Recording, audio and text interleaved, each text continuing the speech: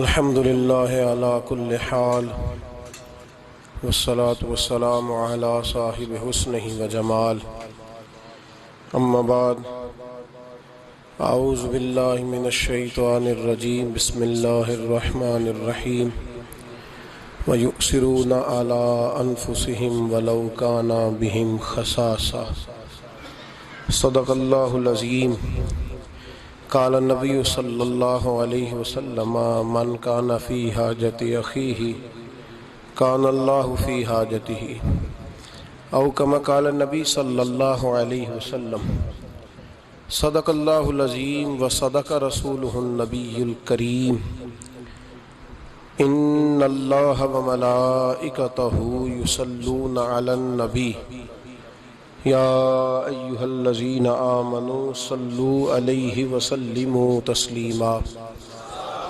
الصلاة والسلام عليك يا رسول الله وعلى آلك وأصحابك يا حبيب الله اللهم صل على سيدنا ومولانا محمد معدن الجود والکرم وآلہ وصحبہ وبارک وسلم۔ تمام تعریفیں حمد و ثنا اللہ تبارک و تعالی کے لیے، ہر قسم کے درود و سلام نبی رحمت صلی اللہ تعالی علیہ وسلم کی ذات والا صفات کے لیے حمد و صلات کے بعد، اسلام اعلیٰ اخلاقی قدروں کا حکم دیتا ہے۔ دنیا کے اندر جتنے بھی لوگ موجود ہیں، کسی بھی مذہب سے تعلق رکھتے ہیں تو کچھ نہ کچھ اخلاق کی بات کرتے ہیں، کچھ نہ کچھ اخلاق کی، کچھ نہ کچھ کردار کی بات کرتے ہیں، لیکن اسلام اعلیٰ اخلاق کی بات کرتا ہے، یعنی ایسے چھوٹا موٹا نہیں۔ ٹھیک ہے، تھوڑا بہت آپ نے کسی کے ساتھ کوئی خیر کا کام کر دیا، کبھی وہ آیا تھا جی میں نے تھوڑی بہت خدمت کر دی، تو یہ تو ساری دنیا کرتی ہے، تو ہلکا پھلکا نہیں۔ اسلام تو حضور صلی اللہ تعالی علیہ وسلم نے فرمایا میں اخلاق کی جو بلند ترین معیار تھا نا، اس کی بھی تکمیل کرنے کے لیے دنیا میں آیا ہوں۔ نہیں، چھوٹا موٹا تو اخلاق عام سب لوگوں میں ہوتا ہے، مطلب کسی کے آنے کے اوپر کھڑے ہو جانا، کسی کو پانی پیش کر دینا، کسی شخص مہمان گھر آیا تو خندہ پیشانی سے ملنا، تو یہ تو آپ کو پتہ ہے روٹین میں بھی لوگ کرتے ہیں۔ تو یہ جو کنتم خیر امتی میں بہترین امت ہے، تو اس کا انداز کوئی تھوڑا سا لوگوں سے مختلف ہونا چاہیے۔ میرے نبی کریم علیہ السلام نے جو اخلاقی قدریں ہمیں عطا فرمائیں، ان میں کچھ چیزوں پر بڑا زور دیا۔ ان میں ایک اہم اور بنیادی چیزوں میں سے، اخلاق کی بنیادی چیزوں میں سے ایک بات اللہ کے محبوب علیہ السلام نے ہمیں یہ عطا فرمائی ہے کہ تم نے اپنی ذات سے اوپر اٹھ کر سوچنا ہے، خود غرضی کی زندگی نہیں گزارنی۔ میرا گھر، میرے بچے، میری عزت، میں تھوڑی دیر کے بعد پھر میں، اور شام کو پھر دوبارہ میں، میری سنی نہیں گئی، میری مانی نہیں گئی، مجھ سے پوچھا نہیں گیا، میں خدمت گزار، میں فلاں، اس سے نکلیں۔ بس میرا گھر بن جائے، میرے بچے سیٹ ہو جائیں، میں ٹھیک ہو جاؤں، بھائی بھی جائے، بہن بھی جائے، پڑوسی بھی جائے، سب جائیں، میرا معاملہ بالکل مضبوط ہو جائے، مجھے کسی سے کیا لگے۔ یہ چھوٹی سی سوچ ہے، خود غرضی کی، خود غرضی کی سوچ ہے، یعنی اپنی ذات کے۔ میرے رسول کریم علیہ السلام نے کیا خوبصورت بات ارشاد فرمائی، فرمایا من کان فی حاجت اخیہ کان اللہ فی حاجتہ، فرمایا جو اپنے بھائی کی ضرورت پوری کرنے میں لگ جائے گا نا، اللہ اس کی ضرورتیں پوری فرما دے گا۔ بہت موٹی سی بات ہے کہ تو اپنی سوچ تھوڑی کھلی کرنا یار، وسیع تھوڑا سا ذہن بنا۔ یہ حماقت ہے کہ انسان اس چکر میں الجھ جائے، اپنے آپ کو تھوڑا سا اخلاق کے بلند معیار پر لانے کی کوشش کریں، کسی کے لیے کوئی چیز قربان کریں۔ قرآن مجید کی جو آیت سورہ حشر کی آیت نمبر 9 کا کچھ حصہ میں نے پڑھا ہے، اللہ کریم نے صحابہ کی تعریف کی، فرمایا وَيُكْسِرُونَ عَلَىٰ أَنفُسِهِمْ، وہ دوسروں کے لیے قربانی دے دیتے ہیں، احصار کر دیتے ہیں، چیزیں دوسروں کو دے دیتے ہیں، اور لفظ یہ ہے وَلَوْ كَانَ بِهِمْ خَصَاصَةٌ، اگرچہ انہیں خود اس چیز کی بڑی زیادہ ضرورت بھی کیوں نہ ہو. یعنی ایسا نہیں ہے کہ 1 لاکھ ہے تو اس میں سے 10,000 دے دیتے ہیں، بلکہ 1 لاکھ ہے اور اس کی ضرورت بھی ہے، سویرے کسی کو دینا ہے. وَلَوْ كَانَ بِهِمْ خَصَاصَةٌ، انہیں حاجت ہے شدید. لیکن جب ان کے بھائی نے آ کے سوال کیا ہے تو انہوں نے اپنی حاجت نہیں دیکھی، اپنے بھائی کی ضرورت دیکھی ہے.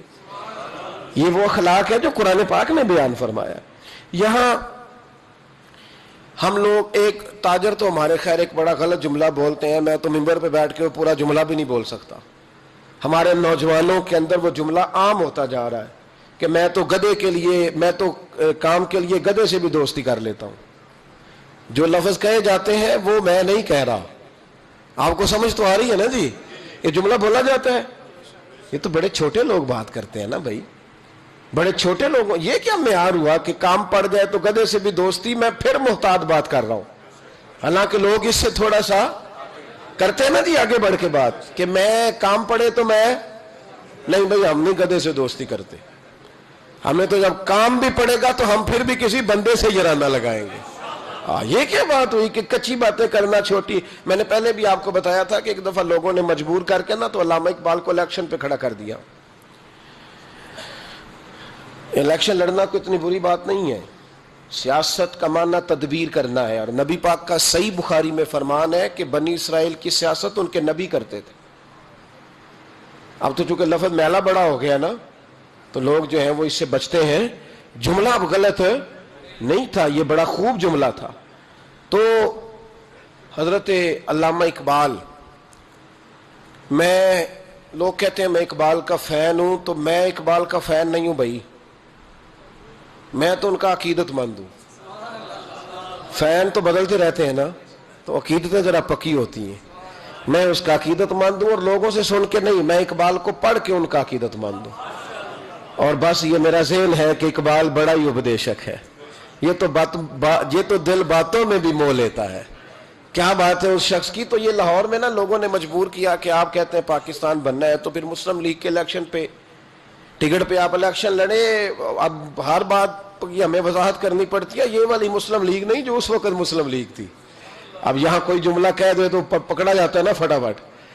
تو وہ والی مسلم لیگ جس کا مقابلہ کانگریس کے تھا ہندوؤں کے ساتھ تھا، تو الیکشن لڑے. مولانا محمد بخش مسلم رحمت اللہ علیہ لکھتے ہیں کہ اقبال نے نا لاہور کے ایک حلقے سے کاغذات جمع کرائے تو کانگریس والوں نے اقبال کے، کوئی بھی برادری چھوٹی نہیں ہوتی، پر ہندو اپنی برادری میں جس کو چوڑا کہتے تھے نا، اس کو اقبال کے مقابلے میں الیکشن پہ کھڑا کر دیا. اقبال نے آج کاغذ جمع کرائے تو اگلے دن وہ بندہ جمع کرا کے آئے تو تیسرے دن علامہ اقبال کاغذ واپس لے آئے. کہا یہ کیا بات ہوئی؟ تو کہنے لگے یار دشمن بھی تو کوئی پائے کا ہونا چاہیے نا. اب مطلب کس سے مقابلہ کروں؟ اس بندے کے ساتھ الیکشن لڑوں؟ میرا کوئی معیار تو نہیں نا کہ میں اس کے مقابلے میں الیکشن لڑوں. لوگوں نے بڑا مجبور کیا کہ اقبال وہ ہندو پراپوگنڈا کر رہے ہیں، کانگریس شور کر رہی ہے. کہ اقبال ڈر گیا. کہنے لگا جی میں بالکل ڈر گیا ہوں. مطلب بندہ بھی تو کوئی کام کا ہونا چاہیے نا، دشمن بھی تو کوئی چج کا ہونا کہ بندہ اس کا مقابلہ کرے. یہ ہمارے کئی سنگی لے آتے کہتے ہیں یہ کلپ سنیں جی فلانا بندہ اعتراض کر رہا ہے فلاں دین کی بات پر. تو میں نے کہا ہر ایک کا ہم جواب دیں گے. ہر ایک کا کوئی بندہ معیاری ہونا، کوئی ٹھوس بات کرے، کوئی دلیل ہو، اس کا جواب دیں گے. اس کا جواب دے کے تو اسے اہم کرنے والی بات ہے کہ تو اہم ہو جائے گا اگر اس کا جواب دیا. تو ہم اسے اہم نہیں کرنا چاہتے. معیاری ہونا چاہیے انسان کو. اتنی کمزور. وہ محمود غزنوی کے زمانے میں نا ایک چھوٹے سے آدمی نے اٹھ کے، جس کے ایک چھوٹی سی ریاست کا وہ سربراہ تھا، تو اس نے اٹھ کے کہا کہ میں نے محمود غزنوی سے لڑائی کرنی ہے. تو محمود کا نا ایک وزیر پیغام لے کے آیا کہ وہ فلانے چھوٹی سی ریاست ہے ہندوؤں کی، وہ کہتا ہے محمود غزنوی سے جنگ کرنی ہے. سمجھ آ رہی ہے نا میری بات کی آپ حضرت؟ تو وہ آپ تیاری کر لیں. تو محمود کہنے لگا میرا دل کرتا ہے کہ تجھے باندھ کے نا اندر تو کوڑے ماروں. اب میں اس پاگل سے جنگ کروں گا؟ محمود کا مقابلہ کرنا ہے تو ہندو کو تگڑا بندہ لے کے آئے، کوئی معیاری آدمی لائے، معیاری، اس کا کوئی معیار ہو، کوئی سٹیٹس ہو. یعنی اتنی چھوٹی بات کرنا کہ میں تو دوستی کر لیتا ہوں گدھے سے بھی مجھے کام پڑ جائے. گدھے نے گدھا ہی رہنا ہے. گدھے سے جس کو کام پڑے اب اس کو کیا کہا جائے؟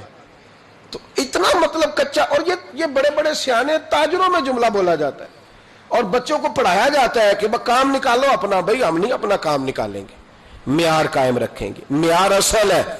آپ کبھی بھی اونچے معیار کی بات کریں، چھوٹی بات کبھی بھی نہ کریں. قربانی جو ہوتی ہے نا، اثار، یہ آدمی کا قد بڑا کرتا ہے. امام غزالی رحمۃ اللہ علیہ فرماتے ہیں جس بندے کا رونے کا پروگرام بن جاتا ہے نا ساری زندگی اور روتا ہی رہتا ہے، کیونکہ حضور علیہ السلام نے فرمایا کہ اللہ بندے کے گمان کے قریب ہوتا ہے. تو فرمایا جس کا ارادہ بن جائے نا، یا اللہ مجھے دے، میں تیری مخلوق میں بانٹوں گا، تو اللہ اسے اتنا دیتا ہے کہ اسے بانٹنے والا بنا دیتا ہے. تھوڑا معیار تو بلند کرے نا سوچ کا تھوڑا معیار. ایک بات آپ سے عرض کرنی ہے، تھوڑی بزرگ کچھ چیزیں سمجھاتے ہیں نا جی، تو کئی دفعہ وہ باتیں سمجھنی پڑتی ہیں. ایک درویش کے پاس کچھ دنیا دار آ گئے، دو بندے آ کے کہنے لگے بابا جی یہ جو آپ درویش لوگ علماء صوفیاء اعتراض کرتے ہیں کہ دنیا دار بڑے غلط ہیں، تو کیا ہمارے اندر کیا غلطی ہے؟ آپ ہمیں حکم کریں. ہم ایک دوسرے سے پیار کرتے ہیں تو آپ ہر وقت تنقید کرتے ہیں کہ دنیا دار ٹھیک نہیں ہوتا، مال کا حریص ٹھیک نہیں ہوتا، لالچی ٹھیک نہیں ہوتا. آپ بتائیں کیا مسئلہ ہے؟ درویش بھی تو دنیا داری کرتے ہیں نا، روٹی کھاتے ہیں، اچھے کپڑے پہنتے ہیں، تو ہم کرتے ہیں تو دنیا دار، اور تم کرو تو.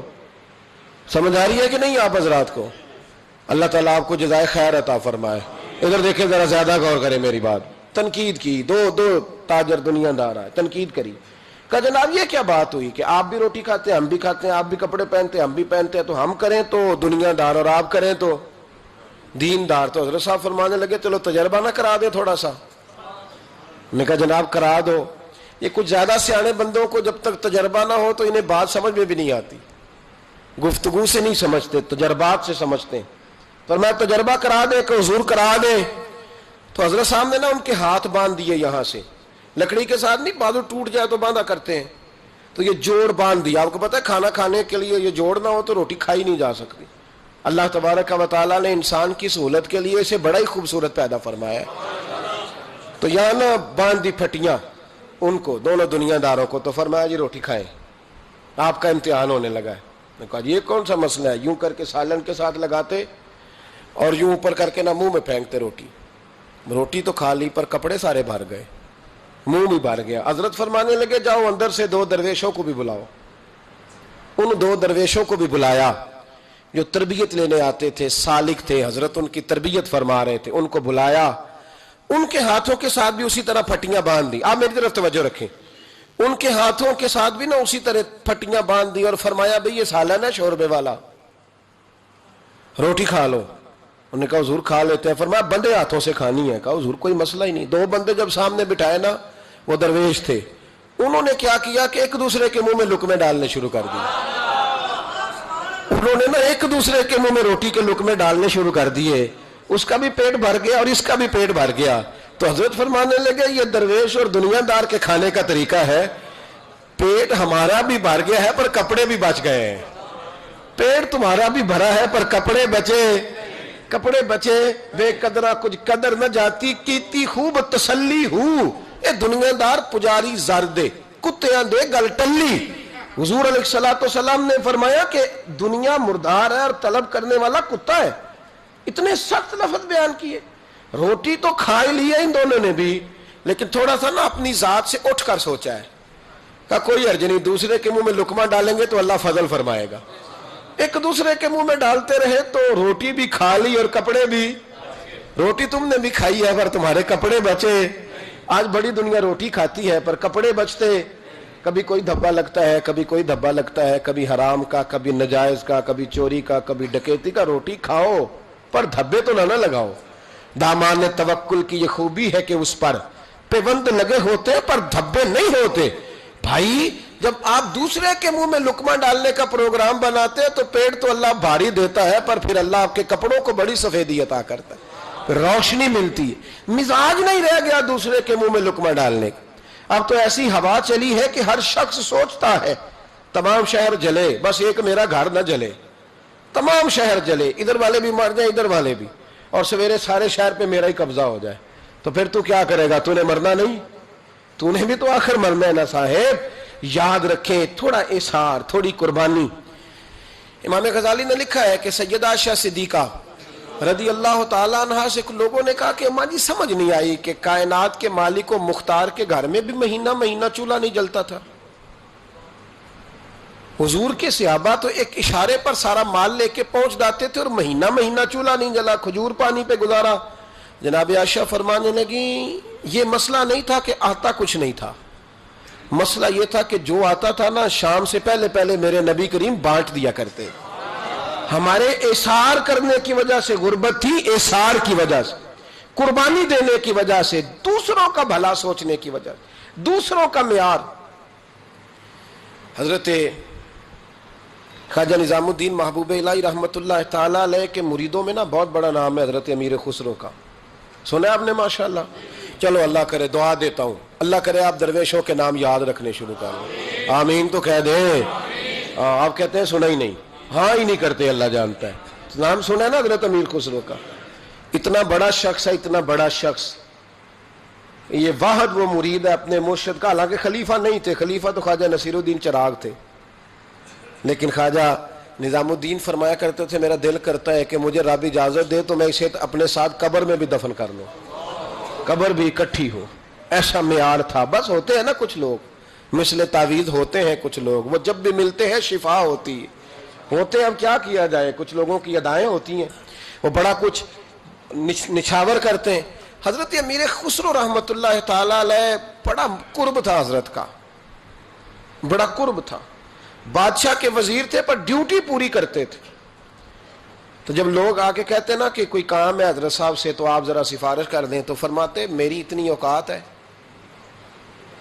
میری اوقات ہی نہیں میں اور ان کے سامنے بات کروں، جاؤ وہ خواجہ نصیر الدین چراغ دہلوی بیٹھے ہیں ان سے کہو وہ بات کریں، وہ فلاں بزرگ بیٹھے ہیں۔ ساری زندگی اپنی نفی کرتے رہے، کسی جگہ بھی یہ معیار نہیں بنایا کہ میں بھی ہوں، میرا بھی کوئی ذکر ہے۔ حضرت امیر خسرو رحمت اللہ علیہ سے کسی شخص نے ایک دفعہ پوچھا کہ حضور میرا مطلب ہے کہ انسان بات کر ہی لیتا ہے نا، نبی کریم بھی تو اللہ سے بات کریں گے نا اپنی امت کے لیے، تو جائز سفارش کو منع تھوڑی ہے، تو بات کر لینی چاہیے، اگر کوئی جائز ہو تو کیوں نہیں کرتے آپ؟ تو حضرت امیر خسرو فرمانے لگے کہ بات کرنا نا یہ خود پسندی ہے، یہ معیار ہے کہ میرا کوئی سٹیٹس ہے، تو میں چاہتا ہوں کہ میں یہاں سٹیٹس بھی دوسروں کا بناؤں، اپنا نہ بناؤں۔ میرا دل کرتا ہے کہ نصیر الدین چراغ دہلوی آگے لگ جائیں، میرا دل کرتا ہے کہ وہ فلانا درویش آگے، میرا دل کرتا ہے۔ جب یہ بات خواجہ نظام الدین صاحب تک پہنچی تو فرمایا اب تمہیں سمجھ آئی ہے، جو دوسروں کا معیار بناتے رہتے ہیں ان کا معیار خود بخود بن جایا کرتا ہے، جو دوسروں کا قد اونچا کرتے رہتے ہیں ان کا قد اللہ خود بخود اونچا کرتا ہے۔ میرے بھائی تھوڑا سا نا اٹھ کے سوچیں، ذات سے اٹھ کے سوچیں، مطلب جس کو اللہ دولت دے دے اس کے بارے میں ہمارا رویہ یہ ہے کہ کوئی بینک لوٹا اس نے نہ کوئی کہیں نہ کوئی ہاتھ اس نے کھڑا کیا ہے۔ میں رات ایک اجتماع میں تھا تو وہاں ایک صاحب کہنے لگے جی کچھ بندے جی سیاست کر کے آگے آ گئے، یہ انہوں نے کام کیا تو وہ آگے آ گئے۔ تو میں نے کہا تجھے اگر اتنا پتا تھا نا کہ یہ کام کر کے بندہ آگے آ جاتا ہے تو بعض تو نے بھی نہیں آنا تھا۔ اگر تجھے سارا ہی پتا نا کہ اس طرح وہ آگے گیا ہے تو کرنا تو بھی تھوڑی سی مہربانی۔ ہم کیوں نہیں مان لیتے کہ رب جب چاہتا ہے جس کو چاہتا ہے عطا فرماتا ہے، اس بات پہ کیوں نہیں آتے؟ یہ چکر اس کو اللہ نے دولت دے دی تو کیسے دے دی بھائی؟ تجھ سے پوچھ کے دینی تھی، بے نیاز ہے، جس کو چاہے جب چاہے اور جتنی چاہے عطا کرے۔ اور اگر کوئی غریب رہ جائے اور کہا جائے کہ بھائی کی مدد کرو تو کہتے ہیں نکما ہے جی، شروع سے ہی کرتے ہی کچھ نہیں، میں نے کوئی ٹھیکہ اٹھایا ہوا ہے۔ تو آپ بڑے کامیاب تھے جو آگے نکل گئے، تو تھوڑا سا اپنی ذات سے نکلیں، تھوڑا سا نا اوپر اٹھ کے دیکھیں۔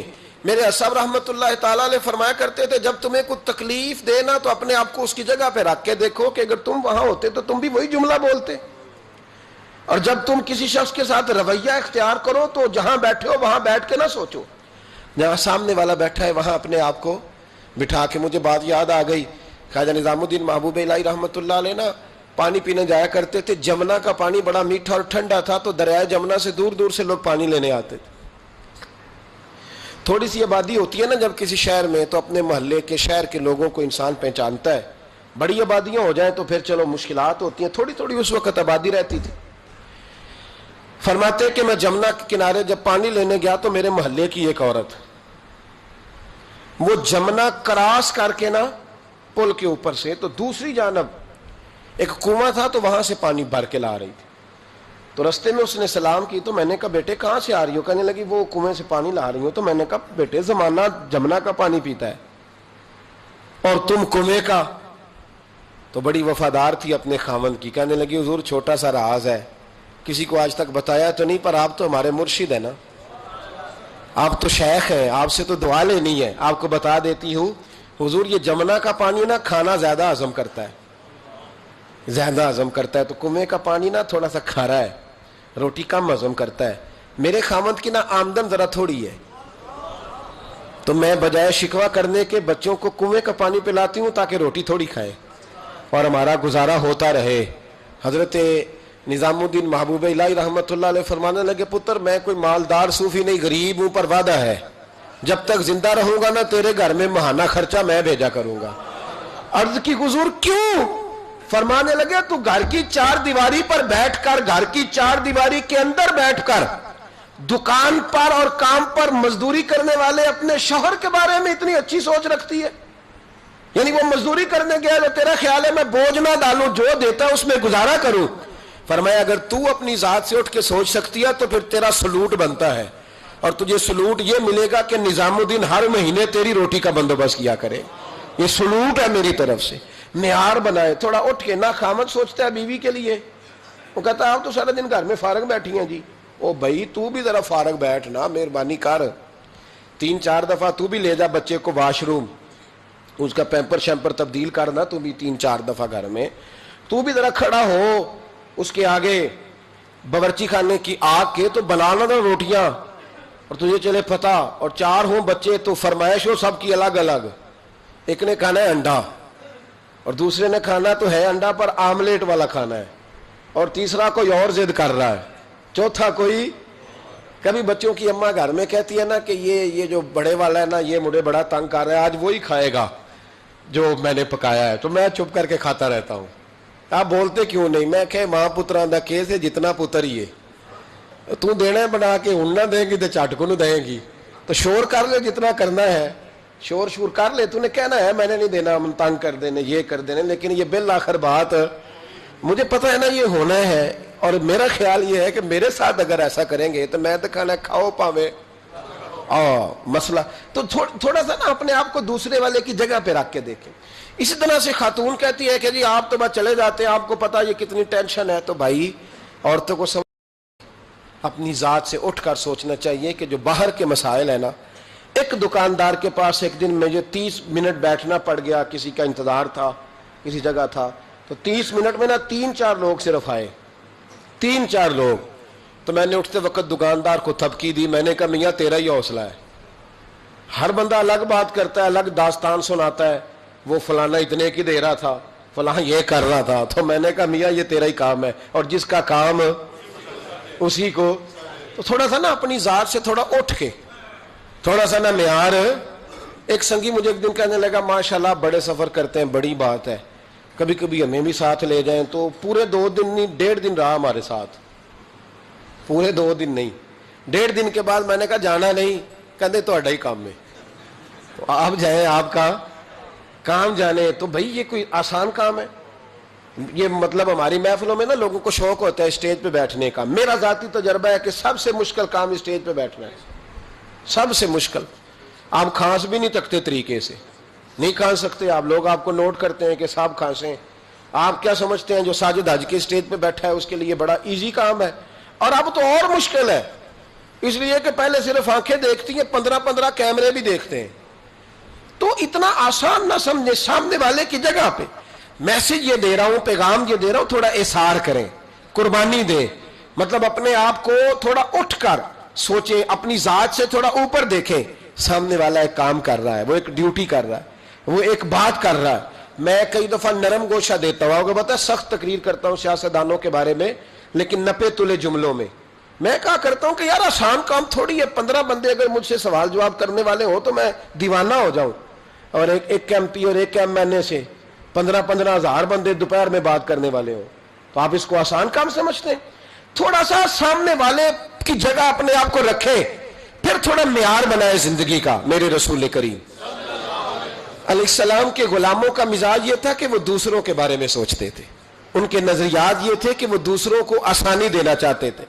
ہمارے ملک میں نا 1947 میں مہاجر آئے تھے ہجرت کر کے انڈیا سے. آج تک ہے نا مہاجر. کہتے ہیں مہاجروں میں رشتہ کیوں غیر مسلم ہوتے ہیں؟ کیا مسئلہ ہے جی، کیوں نہیں کرنا؟ ابھی تک مہاجر ہے. اور کئی دفعہ کچھ سیانے لوگ ہوتے ہیں، بزرگ ہوتے ہیں، تو بات کرتے ہیں تو جملہ بولنے کو دل نہیں کرتا، تو کبھی طبیعت زیادہ اکتا جاتی ہے. تو ایک دن ایک صاحب کہنے لگے جی وہ فلاں آدمی جو آپ کے پاس آتے جاتے ہیں تو وہ مہاجر ہے. میں نے کہا جی پاکستان تو 47 میں بن گیا تھا، اب آپ بتا دیں انہوں نے کتنا عرصہ اور مہاجر رہنا ہے. مطلب مہاجر تو اس کو کہتے ہیں جو آیا ہے تھوڑی دیر کے بعد چلا جائے گا، تو ان کا پروگرام کوئی نہیں ہے، انہوں نے ادھر ہی رہنا ہے. مہربانی کریں کوئی تھوڑا سا نام. اور پھر چونکہ ہم نے یہ تھوڑی سی زیادتی کی تو لوگوں نے اس پہ سیاست کی. کو پتہ ہے کتنی خوفناک سیاست ہوئی اس لفظ پر. تو اگر ہم تھوڑا سا رویہ بدلتے، اپنے آپ سے تھوڑا اٹھ کے سوچتے، تو پھر ایک معیار بنتا تھا. میرے رسول کائنات علیہ السلام کے غلام جب مکے سے ہجرت کر کے مدینے آئے تو انصار مدینہ نے رسیاں رکھ کے جائیدادیں بانٹی. یعنی رسیاں رکھ کے جائیدادیں بانٹ دیں، پھیتے لگا کے بانٹی کہ آدھی تیری ہے اور آدھی میری ہے. رشتہ داریاں کی، گھروں سے رشتے دیے، تعلقات بنائے. اور کبھی کبھی کچھ چیزیں پڑھتے ہیں تو وہ نا کمال ہو جاتی ہے، روح پرواز کرتی. جب بنو قریظہ اور بنو نذیر کے علاقے فتح ہوئے تو بہت سارا مال آیا. میرے نبی کریم صلی اللہ تعالی علیہ وسلم کا ارادہ بنا کہ یہ جو مال آیا ہے نا، یہ مال اب دے دیتے ہیں آنے والے مہاجرین کو، اور مہاجرین سے یہ کہتے ہیں کہ وہ جو مال انہیں انصار نے دیا واپس کر دیں. تو حضور علیہ السلام نے نا صرف مہاجرین کو بلایا، انصار کو نہیں. پہلے جب میٹنگ ہوتی تھی سب آتے تھے، فقط مہاجرین کو بلایا اور بلا کر کے فرمایا میاں جو تمہیں مال دیے تھے نا وہ تم واپس کر دو. اب مال غنیمت میں سے بہت سارا مال آیا، تمہیں وہ دے دیتے ہیں. تو مہاجروں نے کہا حضور پہلے بھی آپ کے کرم سے ملا تھا تو اب بھی آپ کے کرم سے مل رہا ہے، جیسے دل کرتا ہے کر دے، ہمیں کیا اعتراض ہے. یہ بات جب ان کے ساتھ طے کر لی تو آہستہ آہستہ نا بات مدینے میں پھیلی. انصار کو پتا چلا، انصار مدینہ جمع ہو کے دروازہ رسول پہ آئے. حضرت سعد فرمانے لگے یا رسول اللہ، پڑھیے درود شریف، پھر پڑھیے، تیسری دفعہ بھی کہیے گا صلی اللہ علیہ وسلم. حضرت سعد حاضر ہوئے تو عرض کرنے لگے یا رسول اللہ آج کچھ الگ معاملہ ہو گیا ہے. سعد آئے، مہاجرین انصار سارے، تو حضرت سعد ان میں سے بولے یا رسول اللہ آج عجیب معاملہ ہوا ہے. حضور نے فرمایا کیا ہوا؟ کہا حضور پہلے جو بھی میٹنگ ہوتی تھی انصار اور مہاجر کٹھے ہوتے تھے، آج آپ نے میٹنگ کی ہے، مشاورت کی اور صرف انصار کو بلایا ہے. تو حضور نے فرمایا بات تم تک پہنچ گئی ہے تو اب بات کرو نا. تو حضرت سعد رو پڑے، عرض کرنے لگے محبوب ہم نے ان کے چہرے دیکھ کے ان کی خدمت نہیں کی تھی، ہم نے تو یہ دیکھا تھا کہ آگے مصطفیٰ کھڑے ہیں اور پیچھے مہاجرین مکہ کھڑے ہیں. تو حضور ہم نے تو آپ کا جلوہ دیکھ کر ان کے ساتھ محبت کی ہے. یا رسول اللہ صلی اللہ علیہ وسلم آپ نے جو فیصلہ کیا سارا آنکھوں پر چھوٹی سی خواہش ہے، اگر قبول ہو فرمایا کہو. عرض کرنے لگے یا رسول اللہ صلی اللہ علیہ وسلم جو مال بنو نذیر اور بنو قریظہ سے آیا ہے نا وہ بھی سارا آپ مہاجروں کو دے دیں، لیکن جو مال ہم نے دیا ہے نا ہمیں واپس نہ دیں، وہ بھی بھائیوں کے پاس رہنے دیں. حضور ہمیں ضرورت نہیں، ہم دے چکے ہیں، ہمارے دوست ہیں، ہمارے بھائی ہیں، ہمارے پڑوسی ہیں. یا رسول اللہ علیہ السلام اب ہمیں اس کی ضرورت ہے. اور ہمارے تو بھائی تقسیم ہو جاتی ہے، معاملات طے ہو جاتے، 50 سالوں کے بعد پھر جناب ہوش آ جاتی ہے کہ وہ جی تقسیم ٹھیک نہیں ہوئی تھی. خدا کا خوف کرو، تقسیم تو ہو چکی ہے کہ چھوٹی سی قبر میں جانا ہے، معاملہ تو طے ہو چکا ہے. یعنی 50 سالوں کے بعد پھر سے کیس لوگ کر دیتے، پھر سے تکلیف دیتے ہیں، تکلیف میں رہتے ہیں، اذیت دیتے ہیں، کہانیاں بنتی ہیں، غیبتیں ہوتی ہیں. چھوٹے سے مال کے لیے تھوڑا سا نکلے اپنے آپ سے، تھوڑا اپنے قد سے اونچا ہو کر سوچنے کا معیار بنائیں، بڑی سوچ پیدا کریں، بڑی سوچ. اقبال سے کسی نے کہا کہ ہم پہلے تو ان کا بھی نظریہ کچھ اور تھا، بعد میں جب وہ بڑی سوچ کے مالک ہوئے تو کسی نے ان سے کہا کہ یہ ہندوستان ہمارا وطن ہے تو ہمیں کیا لگے فلسطین کے مسلمانوں کے بارے میں. تو اقبال کہنے لگے چپ کر، یہ تو نے کیا کہا؟ کہنے لگے بازو تیرا توحید کی قوت سے قوی ہے، اسلام تیرا دیش ہے. انڈیا پاکستان بنگلہ دیش نہیں، اسلام، بولیے اسلام تیرا، کیوں کہ تو مصطفی ہے. اس لیے کہ تو نبی پاک والا ہے، بازو تیرا توحید کی قوت سے قوی ہے، اسلام تیرا دیس ہے، تو مصطفی ہے، تو حضور والا ہے، لہذا تو چھوٹی بات کرتا ہے۔ اپنے قد سے اونچا اٹھ کے پھر بڑا مزہ آتا ہے، پھر زندگی جینے کا ذائقہ نصیب ہوتا ہے۔ یہ جو درویش تھے نا، درویش اللہ والے، جتنوں کی زندگی میں نے اب تک پڑھی ہے، اتنے مخلص ہو کر دین کا کام کرنے والوں کو میں نے دیکھا ہے نا، ان کی ذاتی زندگی پریشانیوں میں گزرتی، اس لیے کہ جب آپ کے ذمہ ملی خدمت ہوتی ہے نا، قومی، تو پھر ذات بڑی دور رہ جاتی ہے۔ پھر بڑی، ہمارے لوگ ایک لفظ بولتے ہیں کہ فلاں آدمی اب پبلک پراپرٹی بن گیا ہے، وہ تو اب قوم کا آدمی ہے۔ ملی زندگی تھوڑی مشکل، اور ہمارے بزرگوں نے ایسی ایسی قربانیاں دی ہیں، ایسی ایسی قربانیاں، دین کے چمن میں بہار ہے نا آج، ایسی ایسی قربانیاں ہیں کہ کبھی ہم وہ چیزیں دیکھتے ہیں نا تو سوچتے ہیں کہ یار یہ انسان تھے یا زمین پہ چلنے والے فرشتے تھے۔ اس طرح بھی کو کرتا ہے۔ شیخ شرف الدین رحمت اللہ علیہ درویش تھے دلی کے، بہت سارے لوگ مرید تھے، ایک بڑا خدمت گزار مرید تھا، مزدوری کرتا تھا، غریب تھا، تو 6 بیٹیاں تھیں اس کی۔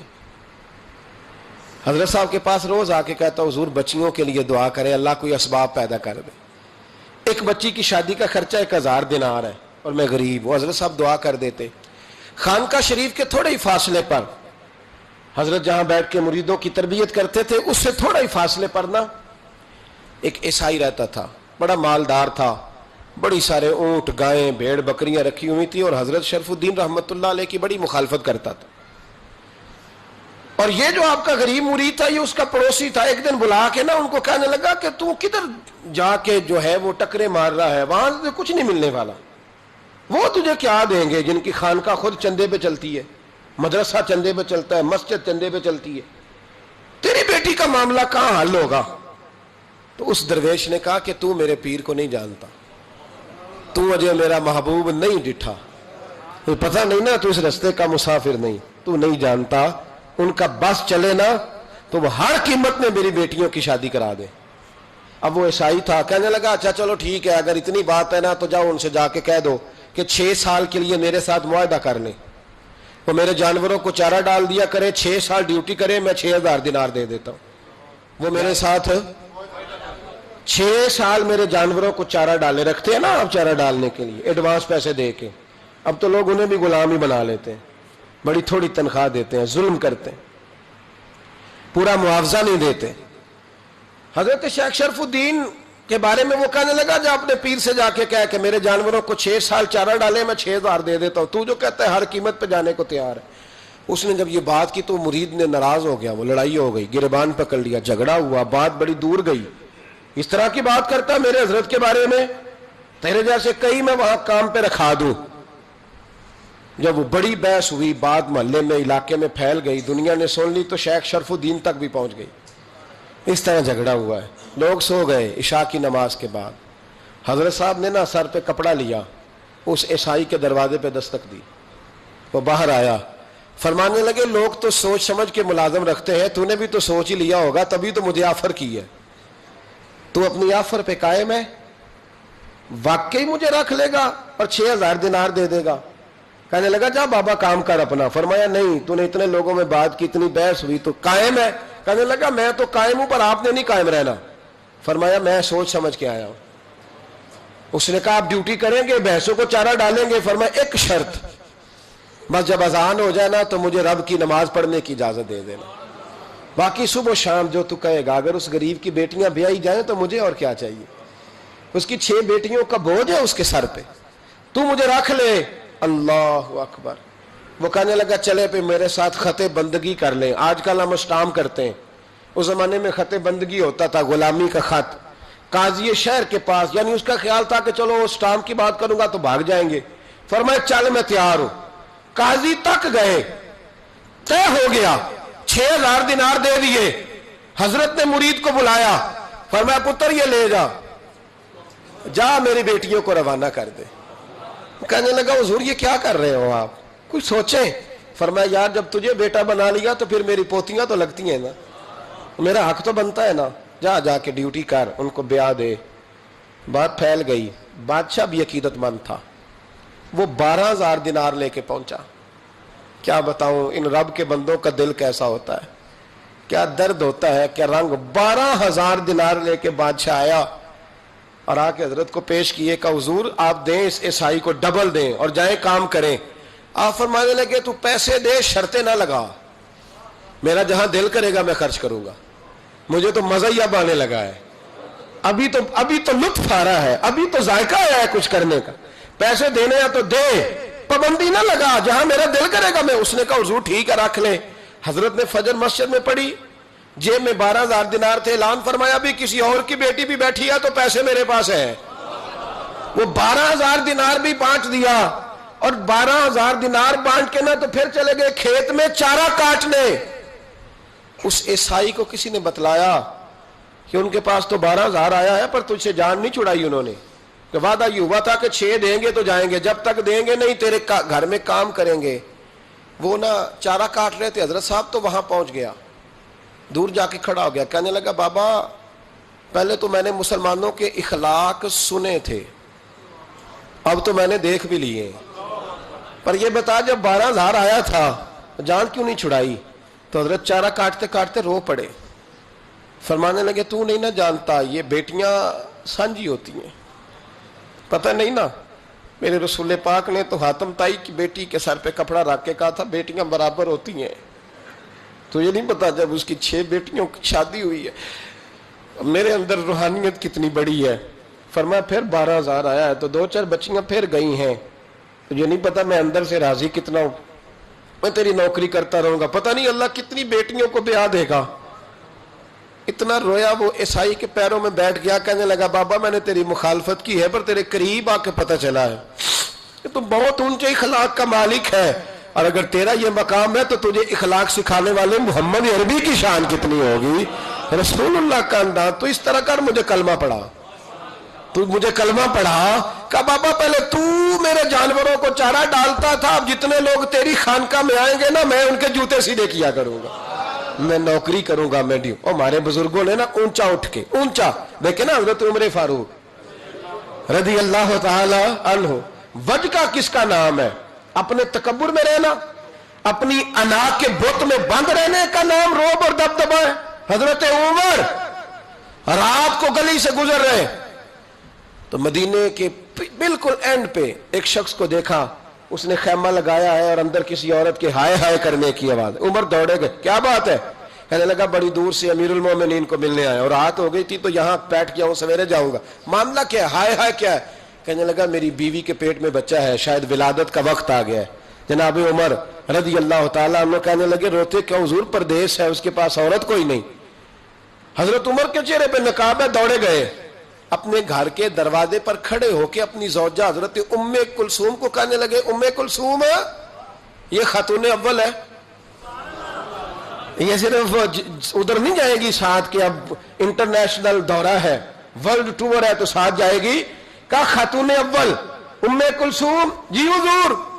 فرمایا کوئی نیکی کمانے کا پروگرام ہے؟ تو کہا جناب میرا ہر وقت ہی پروگرام ہوتا ہے، آپ حکم کریں. کہنے لگے ولادت کے وقت عورت کو جن چیزوں کی ضرورت ہوتی ہے ذرا ساتھ لے لو، چنے لے لیے، گڑ لے لیا، گھی لے لیا، پتیلی لے لی، گلاس لے لیا، برتن لے لیے. حضرت عمر نے گھوڑے پہ بٹھایا.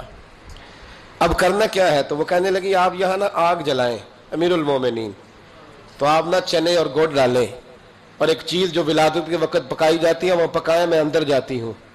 اندر بطور دایا، دائی کے طور پر عمر کی زوجہ خاتون اول خدمت کرتی ہیں. وہ آدمی کہتا ہے میں نے سمجھا یہ کوئی غلام ہے، عمر نے ڈیوٹی لگائی ہوئی ہے کہ آنے والے رات کے مہمانوں کا خیال رکھیں. میں اوئے اوئے کر کے بھی آوازیں دیتا رہا، اوئے یہ پانی دینا، یہ فلاں دینا، جو بے تکلف لے جائے. اوئے کا مطلب بے تکلف لے جائے. ادھر آنا بھائی، غلام کو جیسے آواز دی جاتی. کہتے حد ہو گئی. جب اندر بچے کی ولادت ہوئی نا، بچہ رویا تو جناب ام کلثوم اندر سے بولنے کہنے لگی امیر المومنین مبارک ہو، آپ کے دوست کو اللہ نے بیٹا عطا فرمایا ہے. وہ کہتا ہے میرے ہاتھ میں پیالہ پکڑا تھا پانی کا، جب کہا نا امیر المومنین تو دھڑام سے پیالہ زمین پہ گرا. میں نے کہا عمر آپ خود ہیں اور یہ میں تو آیا ہوں تو لوگ آپ کے نام سے کانپ رہے تھے.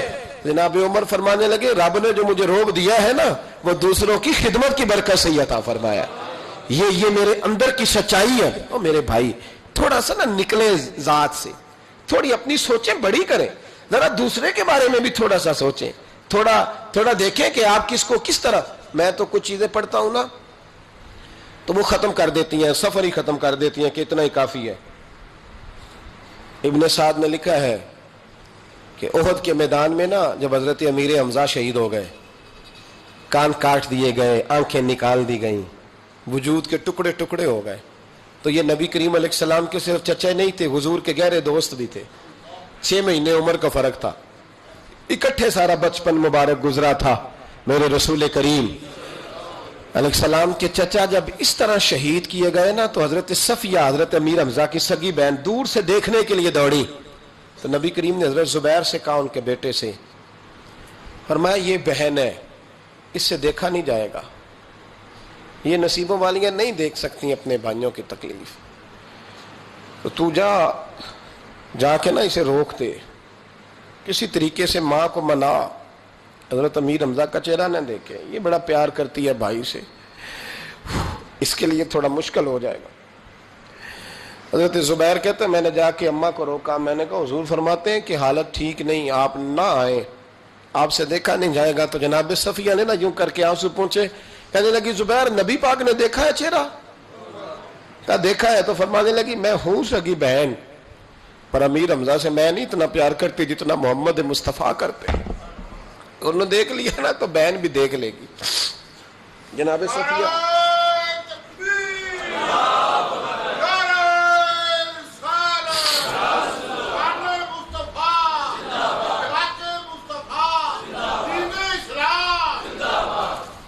حضرت جناب صفیہ رضی اللہ تعالیٰ نہ قریب آئیں, چہرہ دیکھا, کھول کے روئیں.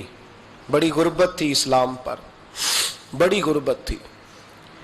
کفن کے لیے بھی کپڑا موجود نہیں تھا, کفن کے لیے. جناب صفیہ واپس گئی خیمے میں تو 2 چادریں لائیں, حضور کی بارگاہ میں عرض کرنے لگی کہ میرے بھائی کا نا وجود کٹ گیا ہے, 2 چادروں میں کفن دینا, ایک ذرا نیچے بچھانا, ایک ذرا اوپر ڈالنا, 2 چادروں میں.